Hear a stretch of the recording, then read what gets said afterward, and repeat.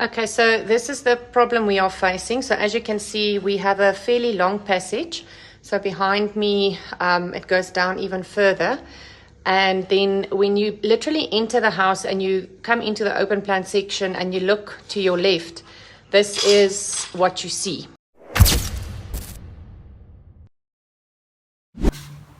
We have another project. This one's not too complicated, but it's interesting. There's a couple that have a bedroom that is at the end of a passageway, and obviously their bed is directly in front of that. So anyone walking past the passageway, anyone that's in the lounge can see it directly down into the bedroom. So they want to make a bit of a privacy screen. And they were ideally going to go for slats, but slats wasn't going to work because you can see through them. So I'm still doing slats, but I'm doing slats at an angle. So you still get the vibe of slats, but you can't see through it unless you walk. Obviously, if you're looking directly down on it, you won't see through. But if you stand to the side, you can.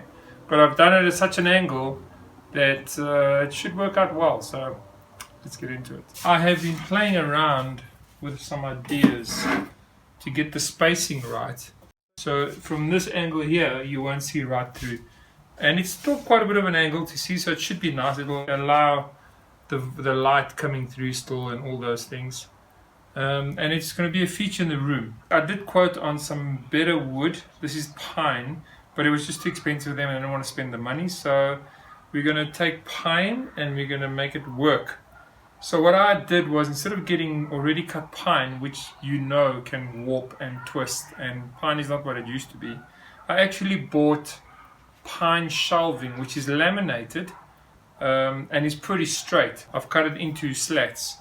And there's obviously some warpage here and there, because as soon as you release the tension in the wood, there's warpage. So what we're going to do is we are going to put some supports in between. So I'm going to do these type of, okay, it's a bit complicated and I've got to get the spacing right, but kind of that vibe. But I'm going to make them into small little slats. They'll probably be about that size. And then I'm going to put that all over the place just to create a nice structure. So this whole thing will be tied in together. It'll stop the pine from warping, and it actually looks quite cool. It gives it a nice effect. So let's work out the spacing, and then obviously a lot of sanding, because if you sand it, it actually comes out very, very nice. So I've sanded these pieces and it looks good and it's pretty straight. So we will continue with that. So let's work out the size of the slats, the spacing of the slats, and the size of these little, what are we going to call them? Structural slats. I don't know. Let's check it out. I have to try this.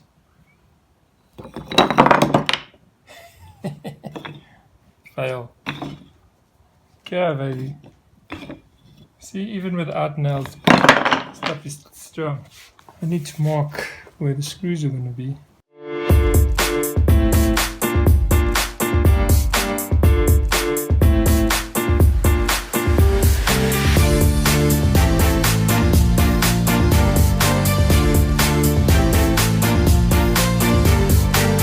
Okay, so I've been experimenting a little bit to see how it works, and I've got it. I'm putting a stabilizer here to make sure the space is the same, and this is also allowing me to get the right height. And I've got my little spacers, which I'm going to use the right side of, and that's going to wedge in between here, like that. And I've got to make sure they're right now, otherwise they go out, and that would be horrible. Maybe I should put one in here.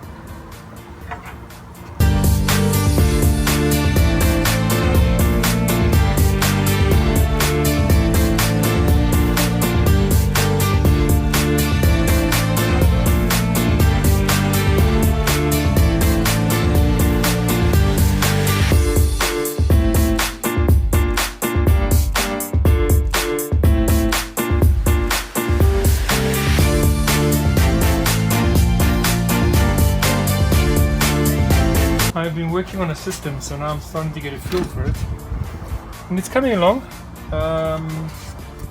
It is painstaking, slow. We are making progress as we go.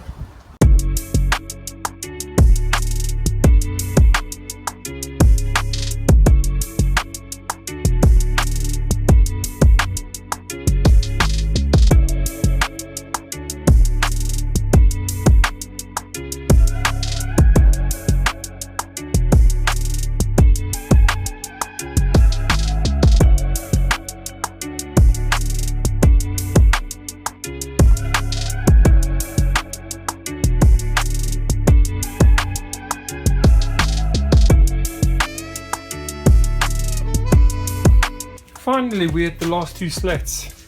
It's been a repetitive process.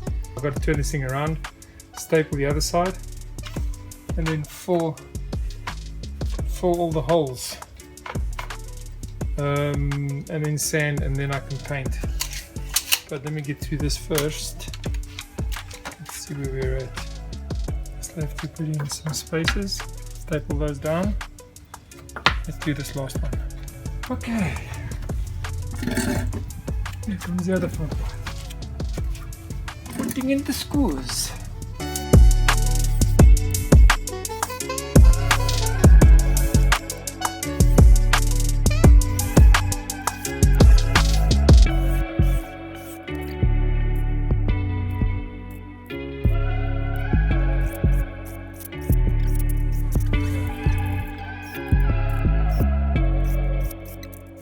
Day 2 of the build, and it's looking good. It's actually come out quite straight. I was worried about it because of the way the pine flexes, but with these little in between slats, braces, should I call them, gives it a nice look, and yeah, it looks quite good. And that fits it perfectly how to space them and just get the measurements right so that they all work out. So I've just got to fill up these little pinholes now. Just these guys here, fill them up. And then sand it down slightly. I've sanded most of it. Just the little pinholes that I'm filling, and then I can spray it. So it should look quite nice. Happy.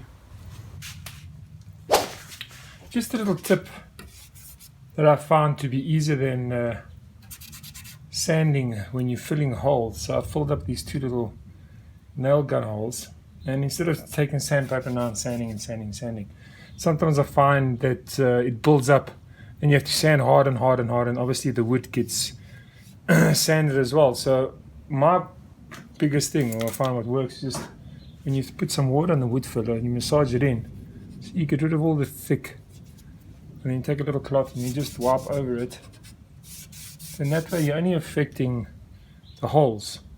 The other advantage of this is that wood filler doesn't absorb the same way the wood does on the varnish. So this way, the least wood filler I have on it, then you won't even really see it, because sometimes you sand, but it leaves a little bit of wood filler around, and then that changes the way that the varnish gets absorbed into the wood, and it actually stands out more. So for me, this seems to be a better way, and it saves me from sanding, obviously. Less dust, less sanding, and all it is a little bit of water, and you can get it perfect. Look at that.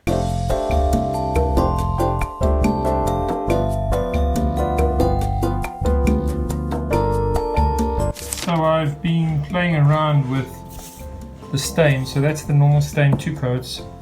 That's 1 coat with another coat, and then I've just washed it to get stripes on it, and that's what the client has.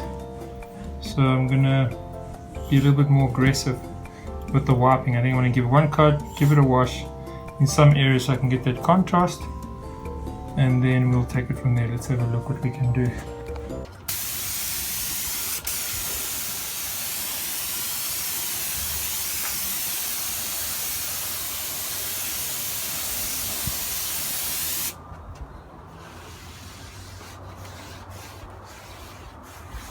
We've got a bit of a technique with this to match that Norwegian pine, I think it's called.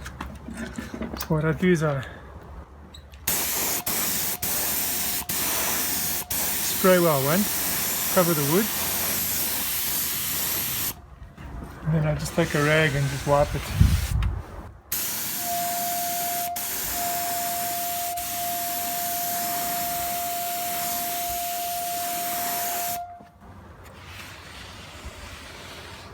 It gives it that old look, or weathered look.